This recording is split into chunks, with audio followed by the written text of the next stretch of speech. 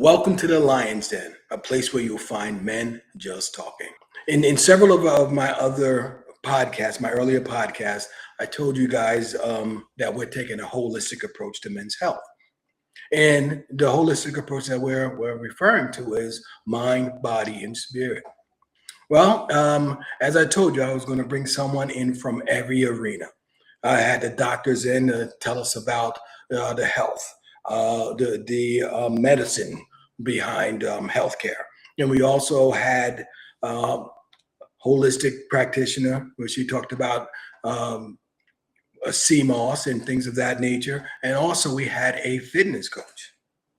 Now, today, to close the loop, I have the pleasure of having someone that fits the last two buckets, which is mental and spirit. And Tim, won't you introduce yourself? Yeah, man. So happy to be here. First of all, thank you so much, Rob, for the invitation. Thank My you name for is, agreeing. yeah, my pleasure. My pleasure. My name is Tim Wortham Jr. I am pastor and founder of Kingdom Ambassadors Fellowship here in Wilmington, Delaware. And I'm currently finishing up my doctoral studies at Eastern University in marriage and family therapy. Okay. Okay. Now, in your current role, though, your working role, I believe you work at the University of Pennsylvania, and you're in the mental health space. Now, at the University of Pennsylvania, in my day job, I actually oversee alumni engagement. So Oh, I'm working, yeah, I'm working in the alumni engagement field. okay. All right. Cool. Cool. Yep. So, this is a place you'll find men just talking. Remember to like, share, and subscribe. Now, I was introduced to Tim by one of my friends, and Tim's going through what I went through in the prostate cancer arena.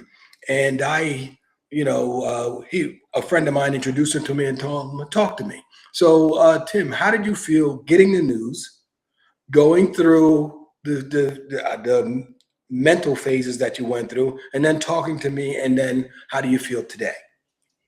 So, when I got the news, I'm first of all, in case no one has told you recently, anyone who's listening, make sure you're going to get checked out annually. Make sure you're keeping your doctor's appointments, Yeah. because the first thing that I learned was caught it very early, and Mhm. how significant a factor that is. Mhm. And so hearing that was at least a bit of a relief, but it's that thing that nobody ever wants to hear: you have cancer, no matter Yes, how favorable the prognosis is. You know what I devastating. mean? So I sat with that, but I'll tell you what, my first thought was, how am I going to tell my children? Mm, yeah. And I think more than anything, more than I worried about the procedure, more than I worried about the recovery, I worried about that conversation. Yeah. I literally agonized over it because I felt like I had enough information to feel comfortable with what I was going to have to go through, and I kind of got a good sense, but I had no idea how they were going to take it. Mhm. Our family had been hit hard by cancer in the past and in recent years, as a matter of fact, Okay. and I knew that word alone Yes. would be quite triggering and Wait. traumatic. Exactly, exactly. But conversation happened. It was rough. It's gotten better. I gave them as much information as I could. Had a fantastic opportunity to speak with you as well as two other gentlemen who had walked that road. And it helped me. At least I felt like what it did for me was give me an even more realistic view of what was to come. Uh, Mhm. Even though, all of you made it clear that everybody's experience is different, Yes. but just your vulnerability, your transparency, and saying, listen, this is some of the things that I dealt with. These are some of the things that were difficult. These are some of the things that, I heard about to do to kind of help you prepare for what's to come. Yes. That it was all very helpful. It was reassuring. And I mean, I'm literally a week out from surgery, and Mhm. I feel optimistic. I feel strong. I feel confident. Kind of just ready for it to be in the rear view, if I'm The rear honest. view. Yeah, Exactly. yeah. Exactly. Yeah. Going through this is not an easy road, and as you said, with your family, having to tell your family, you know, and then this word being comes with such a heavy weight, cancer. And Yeah. people think of cancer and death are like associated. Cancer equals death. Yeah. But in many cases it doesn't. And with advancements in medicine, it really, you have a shot. Yes. And the point that you made earlier, saying that going in and getting checked up, that's been the cry, the battle cry. I was screaming on top of a mountaintop. Go and get checked out. Please. Yes, yes. Please. Yeah, because in my instance, I went in for my yearly visits, and my numbers spiked, and they recommended I go a step further to see a urologist. Yeah. And that's what I did, and that's when I found out. But imagine if I wasn't being vigilant. That's right. That's right. And my path was identical. Just at my annual exam, the PSA number was high, and I got referred out to urology. Yeah, exactly. Yeah. Yep. Yeah. So that's the road, and knowing is half the battle. Knowing your Absolutely. numbers, knowing what what you could do.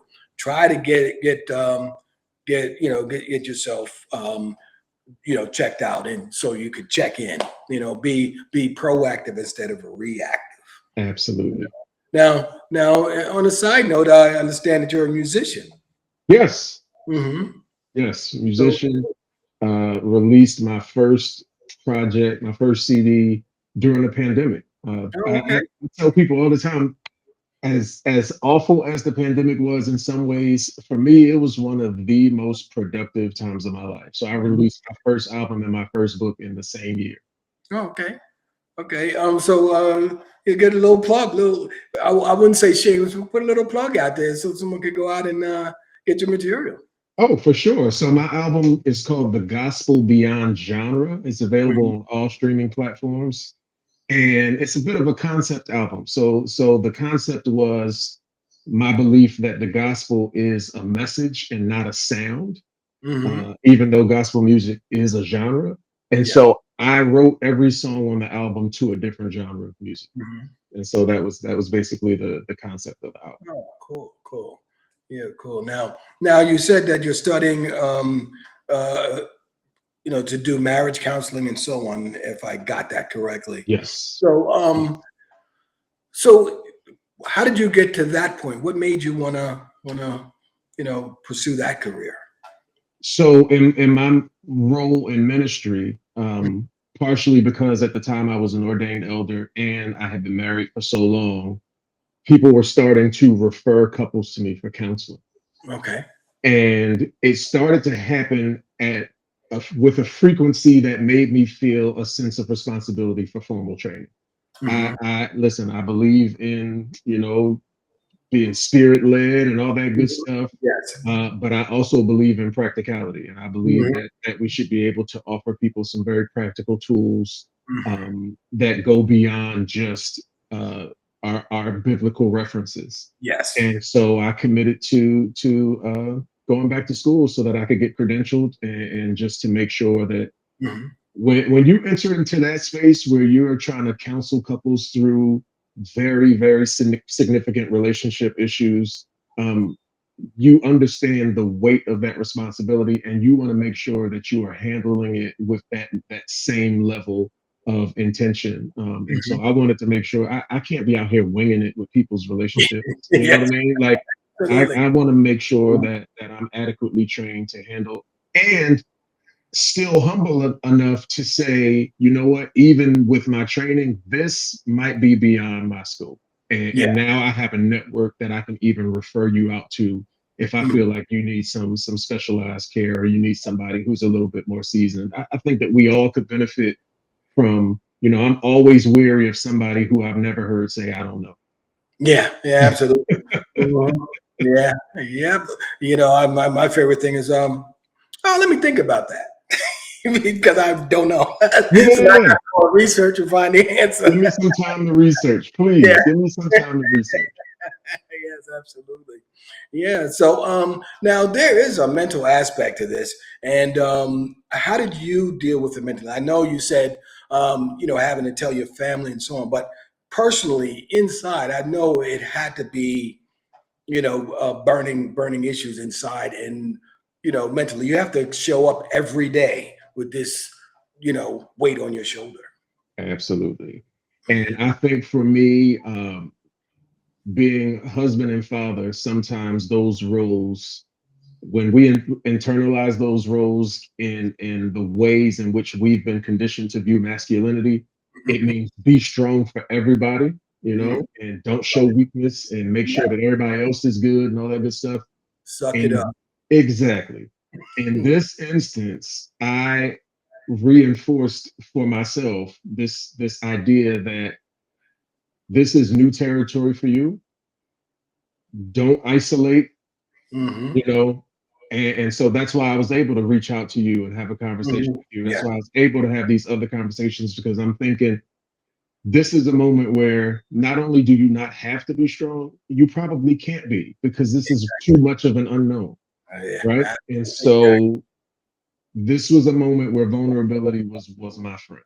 hmm, yeah, yeah. And when I was diagnosed, I was, I'm asking the question, why me? You know, Well, I try to do everything right. I'm walking right. I'm everything, Yeah. and then you look in, someone in your mind, which you're not supposed to, comparison kills. But anyway, Hmm. Hmm. someone in your mind is out there doing the things that are counterproductive, and they're a pillar of health. But Yeah. here I am trying to walk the right way, and lo and behold, I'm the Yep. guy. Yep. you know so it takes a lot to deal with things like that. And I think and for me, and I think from what I've heard is the same for you, is really checking into self. And once you start checking into self, then you're able to deal with so many things. It's just crazy how everything is you. you know Yeah. you deal with you are absolutely, you'll be okay. Your mind will either make you or break you you Yep. know Yep. so you have to be strong enough to actually, you know, take some time and be with self. You Absolutely. know? And just allow it like that. That word be, right? Mhm. You Yeah. don't force being. Yeah. Yeah. It doesn't take this great intention. It just happens. And so in this process, there were times when I was like, man, should I be feeling something? Like, Mhm. should I be Yeah. upset? Should I be Hmm. no? However I feel in this moment is how I feel. Let's Right. go. Let's go with Exactly. this. And it might change an hour from now. It might be Hmm. totally different tomorrow. Hmm. Just, just allow it to happen. Process it. Hmm. Hopefully in ways that are healthy and Yeah. productive Hmm. Yes. and reach out again. That reaching out part is vital because Yeah. Hmm. pride will tell you otherwise. But Yeah. when you having one of those moments, I am so fortunate, bro. I am Hmm. so fortunate to have friends that I can reach out to and not feel like I gotta, put on this Yeah. facade or whatever. Mhm. I could just call them and say, "Yo, bro, I'm struggling today. Yeah. Yeah. And It's a those tough." that's a sign of a true friend too. When you could just reach out and you have your friend group, and you pour into them. Yeah. You want a friend that that I pour into you, that the next week when we're all together, that they're not going to be looking at me funny, whispering as I walk by, because you already told them the load that I have. I told you because I felt that a lot of times, and I tell you, I say things I don't need um, anyone to analyze. I just want to talk. Yeah. I just want to get it off. You Yeah. know, and true friends know those things. They know when to speak up or when to pull back. You know, Absolutely. and that's the sign of a true friend, authentic person. To be honest. I, Mhm. I've had an opportunity, especially in a church context, to speak to men's groups. Mhm. And one of the messages that I've been sharing in recent years is we spend a lot of time teaching boys how to be men, and Mhm. not nearly enough time teaching boys how to be brothers. Yeah. And in Yeah. a moment like this, I don't just Mhm. need my boy, I need my brother. The Yes. dynamic is very different. The Yeah. emotional intelligence is different. The Mhm. emotional availability is different. Yes. And man, I think that's an investment that we really should be making into this next generation because they don't always know what it means to actually be somebody's brother. Yes, yes, yes. And and definitely doesn't have to be blood, but brother, brother truly, you Yes. know, Yep. again. because we all need someone. We need a support system. I believe that we're all put on this world to help each other, and Yes, and it's actually our charge. This is what we're supposed to be doing, helping each other. absolutely. You know, I don't even have to know you to help you, Yep, because many of the people that are going to watch this, we don't know them, but this is going to help someone by talking about what we went through. that's You it. know, you talked about the marriage counseling. Someone could be struggling in that area, and then they know, oh, maybe let's talk to someone. Yes, We can't do it together. Let's have a neutral third party maybe to listen, to what we have to say. yeah, yeah. It's critical. It's Mm, critical. absolutely. Especially because when you are so close to the issue and our defenses are activated, you'd be surprised how many times you'll sit down with a couple and one will say something and then you'll ask the other one, all right, what did you just hear? Hmm. And the way their defenses interpreted the statement, they say something that was way different than Yeah. what their partner actually just said. Hmm. And so having that third party present to say, actually, that's not what they said at all. That's not what Exactly. I heard. What I heard was. Yeah. So Yeah. we need one another, like you said, man. We Mhm. absolutely need one another. Yeah, I've been in counseling, and a question was asked, and when the answer was given, I had no idea. I Hmm. mean, all she had to do was tell me, and I would have been receptive, but he never said anything. That's because communication had diminished. That's Yes. the other part of it. You got to communicate. Yeah. Have the tough, uncomfortable conversations. Have them because that's what you need. That gets you to the other side. Yeah. Because, like you said, egos. You draw a line in the sand, and you won't cross it. You hear a trigger word, and then now you walk in and you've been triggered all day. You walk in and she asks you, "How are you?" And you bite her head off because of the fact that you have problems, and the person that's closest to you is the person that you attacked. Absolutely. Yeah. Absolutely. And I think unfortunately we assume that once you reach a certain age, you just know how to communicate. Some people just are I not equipped. I Yeah. know that's not true. Some people are really not. And so coming into therapy is Mhm. really about learning those skills. Yeah, yeah. It's not even a lack of desire, it is literally a lack of know how. We Yeah. grew up in a house where we didn't talk about stuff. We Mhm. this is how I've been conditioned to handle conflict. We avoid, we don't confront, Mhm. you Mhm. know. So if that's someone's lifelong conditioning to Yeah, expect them to get married and just figure out how to do it differently on their own is an unrealistic expectation. exactly. And then, go back to my experience. I like to bring my experience in because I like to talk about things that I actually know. Hmm. So, and growing up, my father wasn't there, so I had uncles around, and I had great work ethic. I could work with the best of them, Hmm. but at night when that door closed, when they're going over bills, when the children have run amok, and we need to bring them back in line. How do they do those things? How did they come together and make those decisions about life and how this relationship, marriage, family dynamic is going to grow and blossom? Those things I missed because Hmm. they were, no one was there for me to see. So now, fast forward, I grow and I have a family. Oh, I could work. The money's coming in. We're living okay. Well, there's never no one needing for anything, but the relationship suffered because I didn't know how to coexist after dark. Man, listen, and I can relate to that 1,000%. I mean, my father was out of the house, and yeah, I was fortunate to have a lot of amazing father figures, Right. but at some point they went home and I went home, right? They Right. weren't where I was, and I wasn't Uh, where they were, and so exactly. I didn't have that live in. To your Mhm. point, Yeah. that example that I could just look to and I could refer back to Mhm. in those little moments. Right. I Right. saw the public persona. Mhm. I got the work ethic. I got the how to shake a man's hand and Mhm. look him in the eye and introduce Yep. you, all that Mhm. great stuff. All that But stuff. all those soft skills, all those relational skills at Mhm. home, Yeah. Different ball game. They did not work out. Yeah. So that's how life brings us to these places, and we come together and we talk about them. And I've gone through therapy, which makes it easier for me now to express myself Mhm. and articulate my feelings, so that everyone understands. And gave me the ability to come out and tell people my story, in hopes that my story would then now touch you in a way that inspires you to take action for your life. Again, we talked about you.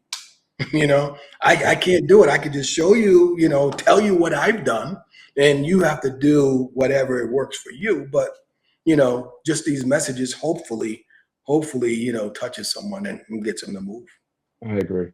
I Mhm. agree. And I think the other big benefit is it reinforces our common humanity. Yes. I think we lose sight of that far too often because everyone is so wrapped up into what's happening in their world. Hmm. I know exactly what I'm dealing with. I know exactly what I'm going through. But guess what? There's somebody else that's on this train with me right now, on this Hmm. bus with me right now, in this store with me right now, Hmm. and they're going through something too. Right. Exactly. Exactly. And we could come together, and if we could do nothing else but give you assurance, let you know that there's someone out there that actually cares about Yes. you. You're not alone. Yes. Hmm. And this journey has also taken me on another plane where I'm becoming a health and wellness coach, and I'm not trying to put the medical profession out of business, but the idea is to be healthier and have longevity. Yes. Now, we complain about the rising cost of healthcare, the cost of medications.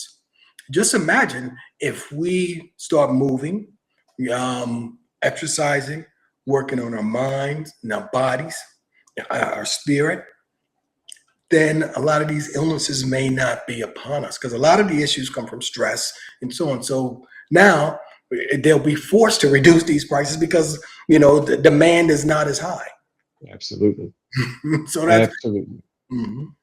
I don't want to put anyone out of business, but it's just like, yeah, let's live longer, live better, and make prices. Give us some price check, give us some balance. I agree. And I love the fact that you mentioned the diet piece because a Mhm. lot of people feel like I just got to get to the gym. I just got to get to the gym. But when Mhm. I started working with the trainer, he Mhm. said something that hit me like a ton of bricks. He said, "Listen, you will never outwork a bad diet." Yeah, yeah, absolutely, yeah, absolutely. Yeah, again, a lot of people think that because you go to a different diet or so on, you want to change your diet. That does not mean that you're not going to have good food. There's No, good food out here that are healthy. Even the way that you prepare the food that you like could be different. You're eating the same thing, you just prepared it differently. And absolutely. one of the diets, like when I was going through my recovery, my radiologist recommended a Mediterranean diet, which is pretty good. There's some of that food that's really good, but some of it's not so much. But anyway, but some of it is good. And so then my urologist came and I was telling him about the diet. I said, "Well, I don't follow it 100%." He said, "Well, you don't have to follow it 100%." He said, Mhm. "Just have to change some things, incorporate it in some way. It will Yeah, help." And then we talked about the physical part of it. Everyone can't exercise it, but he said, well, there's something they could do. yeah, Just move, just take a walk, sit in the pool, kick your legs. There is something you can do. Just get up and down from a chair.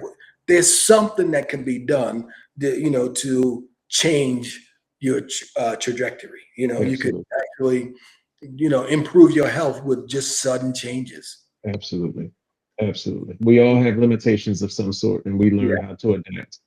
Mhm. Yeah, so so that's the big point, that everyone has to start moving. These sedentary lifestyles have to stop. We've really let ourselves go in terms of not moving. Driving our cars to go here or there, and not actually walking places. Yeah, Just doing things, always looking for the convenient way to do things, and just incorporate some movement into that, and then a lot of these medications and the way you feel, even the way you feel. I always tell people, if you just start something, walk to the corner, you know, then maybe walk to another corner, Yeah, keep going. And then you're gonna start feeling better. And you're gonna, it's almost like an adrenaline rush. And now you want to go out there and do it all the time. And now you feel a lot better. You're more active. You can play with your grandchildren if you have them, your children, whatever the case may be. But you could do a lot more things by just being agreed. And it's crazy to me how that sort of activity or inconvenience active. Yeah.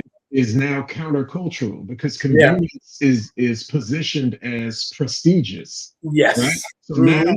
now I don't even have to walk behind the vacuum cleaner. I just Yeah. program one that goes around the room all by itself, right? These little Yes. things. Yes. Uh, Yes. and I mean, you started with the remote control back in the day. We used to have to get up if you Yeah. wanted to change that channel, right? You had to get up from the sofa, walk to the television, turn that knob, and Uh-huh. then go sit back down. Now it's just press the button, press the button. You want a remote. You better believe it. You want a remote. You better Yeah, believe it. But exactly. that's where we are. I mean, they're making vehicles autonomous now where they're driving themselves. Like, Hmm. Yeah. I Yeah. appreciate technology. I think there are a lot Yeah. of technological advances that have given us things and access to things that in Mhm. years past we wouldn't have access to. But Yes. I do not appreciate it when what it does is kind of devolves us. We're supposed to constantly be evolving. I'm so concerned about how my grandchildren, what their communication skills will look like when Yes. all of their communication is in shorthand texts Yes. Yes. and DMs. Like, can you pick up a phone and have an intelligible conversation? Mhm. Can you meet someone on the street and have a conversation Yes. using your words? You Hmm. know, and Yeah. technology and social media and those things, for every blessing that they offer us, it seems like there's seven Yeah. curses. Exactly. Exactly. I mean, in it, in just communicating with each other, on a personal level, Yeah, it has changed. yep, You know, it's just crazy. I mean, I do love technology, but then we want to have the wherewithal where we know we have to actually do some things. We yes, can't just rely on technology for everything. absolutely. You don't program your vacuum cleaner. Get up and vacuum. Oh, get them steps in. Yeah. It's not gonna be that many steps, I promise. Exactly. I I mean, promise. maybe for some of y'all, if y'all got that Yeah. mansion out there, I ain't mad at you. Yeah. I promise. I promise.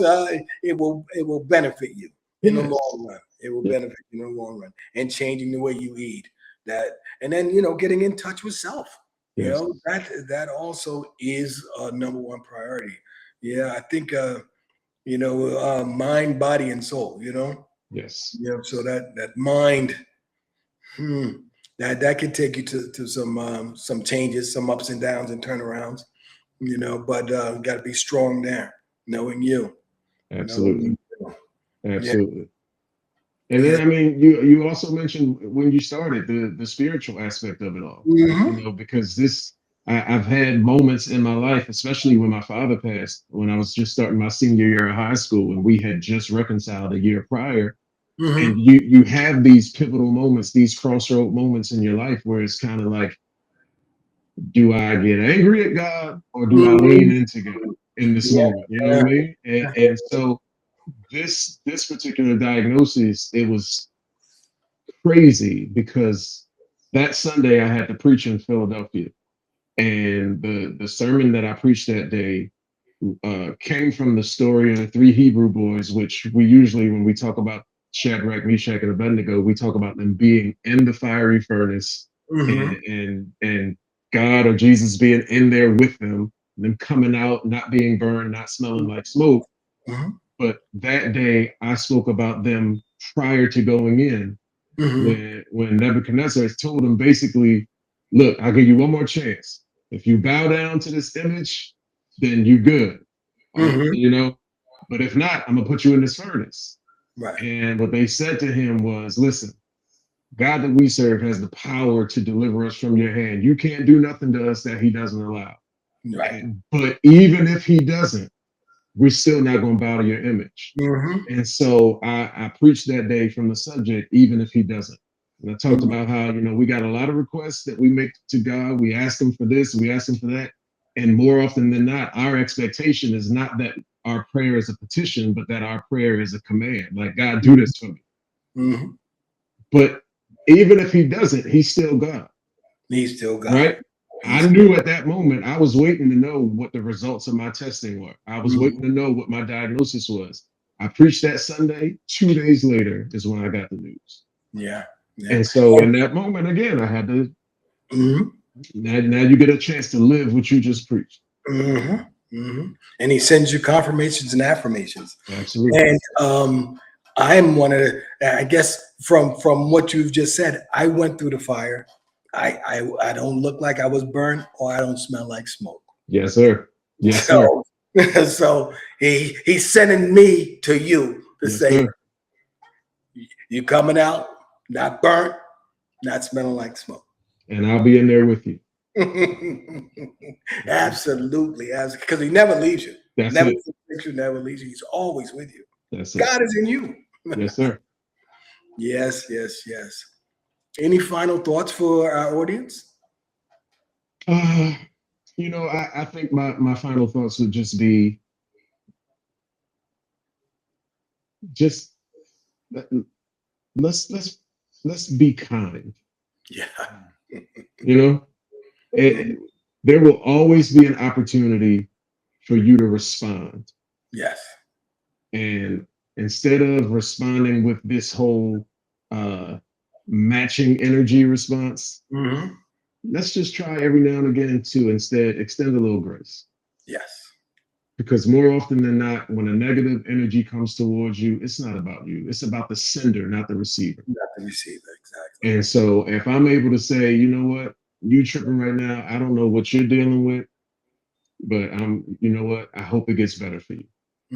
Whatever that is that has you all so bent out of shape, so upset that you feel like you want to pull me into your misery. I'm sorry, I can't join you in that space, but I do pray that you're not there much longer either. Yeah. And in my therapy sessions, one thing that I found, in which I think is so profound, I call it the divine pause. When something comes on you that you know you can't handle, or you feel something bubbling up, just take a moment and breathe. Yeah. Breathe. Yep. That's a divine pause. Man, you better believe it. And then you could respond. You better. I mean, today, that pause is the difference between somebody being free and somebody being incarcerated. Yes. Seriously. Yeah. Absolutely. Remember to like, share, and subscribe. If you don't take time for your wellness, you'll be forced to take time for your illness. A glorious day. Take a moment to breathe. I'm Renard. Peace.